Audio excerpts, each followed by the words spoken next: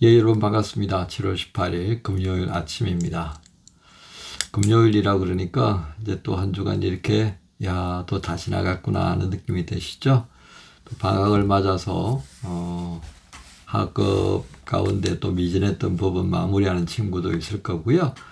또 방학을 맞아서 한국에 가기 위해서 진보다리 챙기는 우리 친구들도 있을 거고요. 어쨌든 오늘 이 금요일 아침 여러 가지로 또 한 주간을 돌아보면서 이런저런 생각이 많이 드는 시점입니다. 그런 시점에 또 하나님 말씀과 함께 한 주간을 마무리하면 참 좋겠습니다.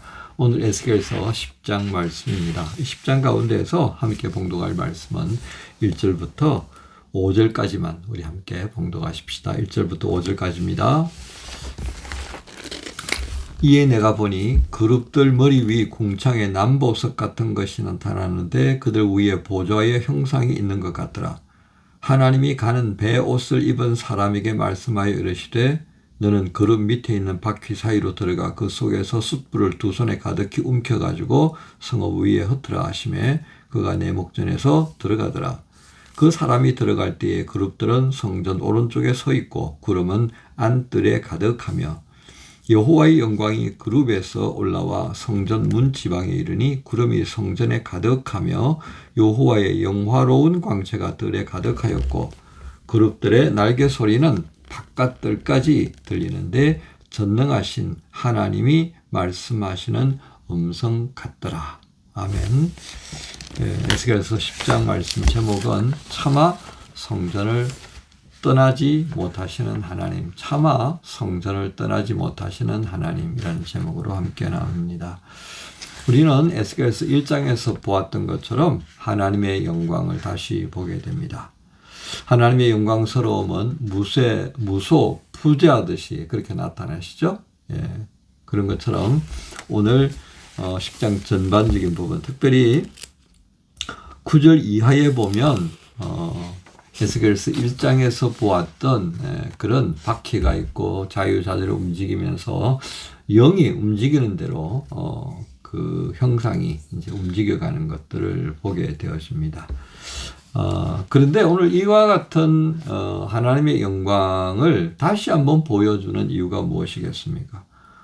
마치 사람이 만든 이 성전에 아무 그 움직임 없이 고정되어 있던 우상과 비교되는 것처럼 저는 보게 되어집니다. 우리는 첫 번째 에스겔 1장에서 보았던 것은 바벨론 강가에서 하나님이 에스겔에게 임재하시면서 보았던 그 환상이었습니다. 그런데 하나님은 그 영으로 에스겔을 성전으로 예루살렘으로 옮겨 오셨고요. 그리고 다시 예루살렘 성전에 임재하신 그 모습을 보여줍니다. 그런데 에스겔서에 계속해서 하나님께서 진노하시는 이유가 무엇입니까? 우상 숭배잖아요. 9장에서도 보면 북쪽문에서부터 시작해서 성전에까지 그 우상을 섬기는 자들의 대환장 파티가 벌어지고 있는 것을 우리가 보게 되잖아요. 이 엄청난 하나님의 분노, 그것은 바로 우상이었다는 것을 볼 때에 그 우상에 관한 말씀을 막 하셔놓고 다시금 10장에서 이 자유자재를 움직이면서 말씀하시는 하나님의 임재를 보여주는 이유는 저는 바로 여기에 있다라고 생각이 되어집니다. 그러니까 우상들은 입이 없잖아요. 우상들은 움직이지도 못해요. 사람들이 수레에 태워서 옮겨야만 옮겨지는 거예요. 그런데 그와 다르다 이것이야. 하나님 말씀하시고 하나님은 무소부지하듯이 자유자재로 움직이면서 그렇게 에스겔에게 말씀하시는 것, 이스라엘 가운데에 임재하시는 것, 성전 가운데에 나타나시는 모습들을 우리에게 보게 하십니다. 그런데 오늘 이 말씀 후반절에 보면요, 18절에 보면 18절이 왜 나왔죠? 18절에 보면 여호와의 영광이 성전 문지방을 떠나서 그룹들 위에 머무르니, 하나님의 영광이 성전 문지방을 들어가셔서 성전 안에 가시는 것이 아니라 성전 문지방을 넘어서 나와버리신 거예요. 그럼에도 불구하고 또 어떻게 계십니까? 19절에 보면 여호와의 전으로 들어가는 동문에 머물고 이스라엘 하나님의 영광이 그 위에 덮였더라. 하나님 떠나시지 않는 겁니다. 성전을 나오시긴 했지만 성전으로 가는데 그 동편 문에 영광이 머물러 계시는 거예요. 화가 나셔가지고 아니 나 다시 안 볼 거야. 그리고 집을 나셨었는데 완전히 떠나지 못하시고 거기에 마음을 두시면서 고민하시는 하나님의 모습을 우리는 여기서 볼 수 있습니다. 그리고 하나님 이 과정 속에 천사에게 말씀하시면서 숯불을 이 예루살렘에 부라 그렇게 말씀하시는 것을 봅니다. 그래서 2절에 그렇게 말씀되어졌죠. 너는 그룹 밑에 있는 바퀴 사이로 들어가 그 속에서 숯불을 두 손에 가득히 움켜가지고 성읍 위에 흩어라. 예루살렘 성 위에다가 그 숯불을 갖다 부어버려라 라고 하시는 겁니다. 마치 이 말씀은요, 요한계시록 14장에 있는 하나님의 진노를 의미하는 그런 장면이죠. 대접을 갖다 붓는 것. 그 네 번째 천사가 붙는 대접이 바로 진노의 대접, 불이 쏟아지는 장면들을 우리에게 보여줍니다. 모든 것을 태워버릴 만큼 하나님의 분노가 강렬하시다는 것을 봅니다. 그럼에도 성전을 떠나시지 못하는 하나님의 마음, 그것은 바로 하나님이 사랑이시기 때문이다라고 하는 것입니다. 하나님께서 1장에서 에스겔에게 보여주셨던 그 영광을 다시 이처럼 반복하여 보여주시고 말씀하신 이유가 무엇이겠습니까? 1장의 내용으로 충분할 텐데 말입니다. 두 가지로 생각해 볼 수 있겠습니다. 에스겔의 선포에 대해서 신뢰하도록 하기 원합니다. 그렇죠? 그리고 에스겔이 자신이 보았던 것에 대해서 한 번 더 확인하면서 에스겔 스스로가 담대함을 가지게 하시려는 의도가 있다. 두 가지입니다. 그렇죠? 에스겔을 향하신 하나님의 배려, 그리고 이 말씀을 듣는 이들에 대해서 또 하나님의 생각하심이 여기에 담겨 있다. 그래서 두 번씩이나 동일한 모습으로 나타나시고 보여주심을 통하여서 이 모든 것이 보다 분명하다라고 하는 것을 증거해 주시는 그런 어떤 인치심이다. 이렇게도 말씀할 수 있겠습니다. 마치 복음서가 마태부터 요한까지 4권이지 않습니까? 그 4권은 예수 그리스도에 대해서 각기 다양한 관점으로 보여주는 것입니다. 우리 사람이 다양하잖아요. 그죠?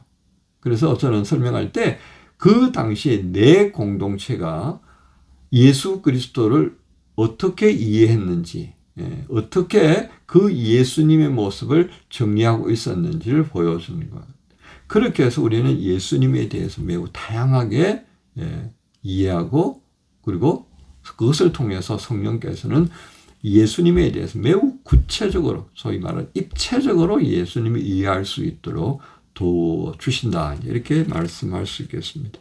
우리는 이런 측면에서 에스겔서에 등장한 하나님의 모습과 그 말씀을 통해 선포되는 내용에 주목할 필요가 있겠습니다.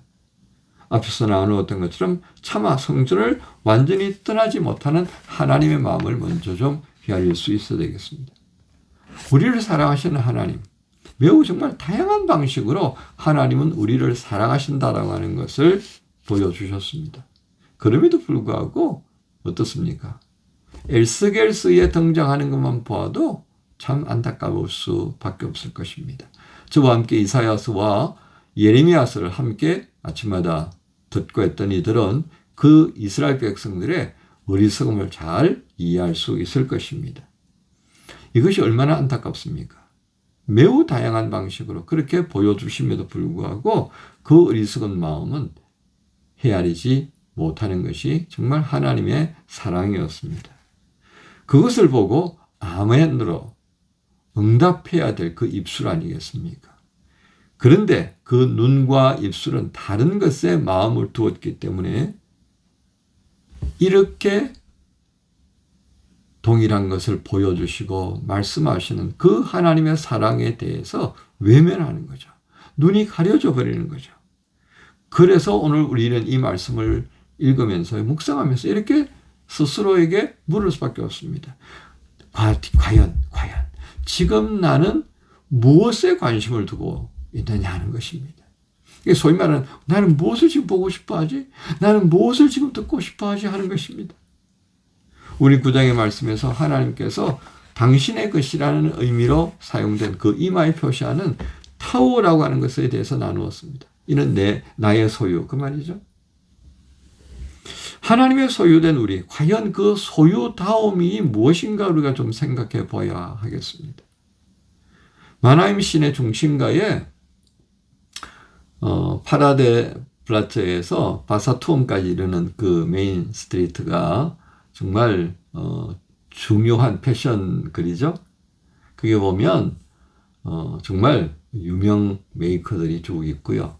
보석상도 있고 그렇습니다. 나름 각기 최고를 자랑하면서 손님들 유혹하는 거죠. 근데 요즘 경기가 안 좋아요. 인플레가 막 올라가고 하다 보니까 사람들의 지갑을 잘 안 여는 것 같아요. 그러니까 이제 50%까지 비스좀 50%, 50% 해주는 게 아니라 50%까지 차등으로 한단 말이에요. 헷갈려가지고 와 50%다 그래가지고 들어가는 경우도 있는 것 같아요. 어떻게든 팔려고 50%까지 인하해요. 그러면 그 가치, 나름대로 자부심을 가졌던 가치가 어떻겠습니까? 아이, 참, 이 손님들이 지갑을 안 여니까 뭐 명품도 어쩔 수 없구나. 이렇게 이야기할 수밖에 없겠다. 그죠? 그래서 우리 그리스도인들도 이 세상에 대하여 좀 할인된 모습으로 살아가야 하나요? 저는 그런 질문을 하게 되었습니다. 세상 사람들의 관심을 끌고 세상 사람들과 함께하기 위해서 우리도 디스카운트 해야 되나? 신앙적 고민이 될 수밖에 없습니다. 사랑하는 지체 여러분, 오늘 말씀 제목은 차마 성전을 떠나시지 못하는 하나님이십니다.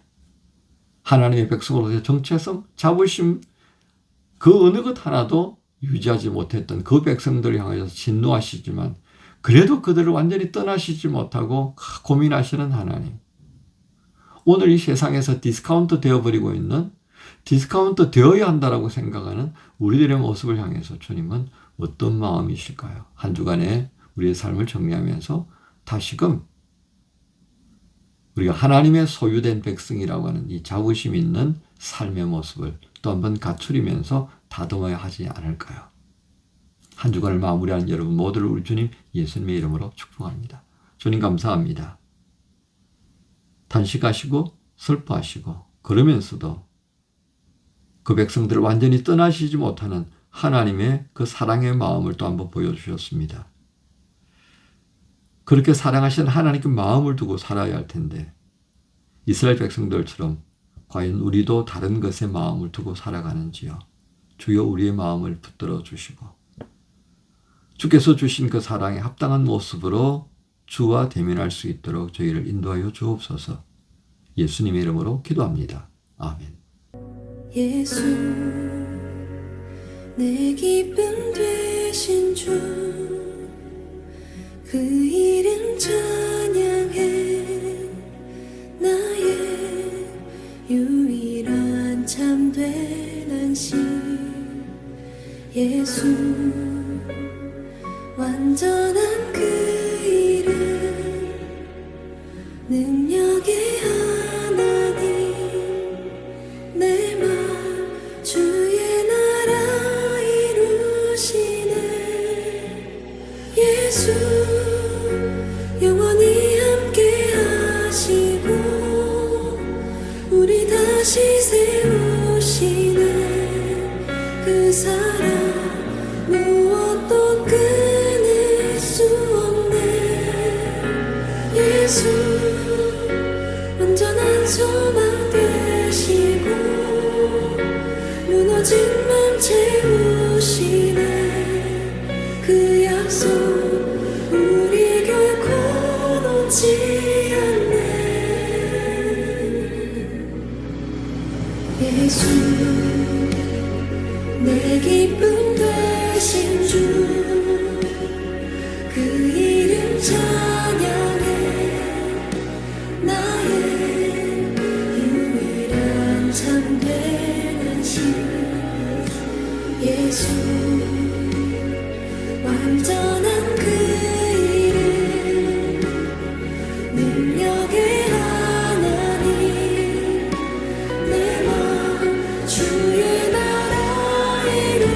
채우시네. 예수 영원히 함께 하시고 우리 다시 세우시네. 그 사랑 무엇도 끊을 수 없네. 예수 온전한 소망 되시고 무너진 맘 채우시네. 그 약속 우리 결코 놓지 않네. 예수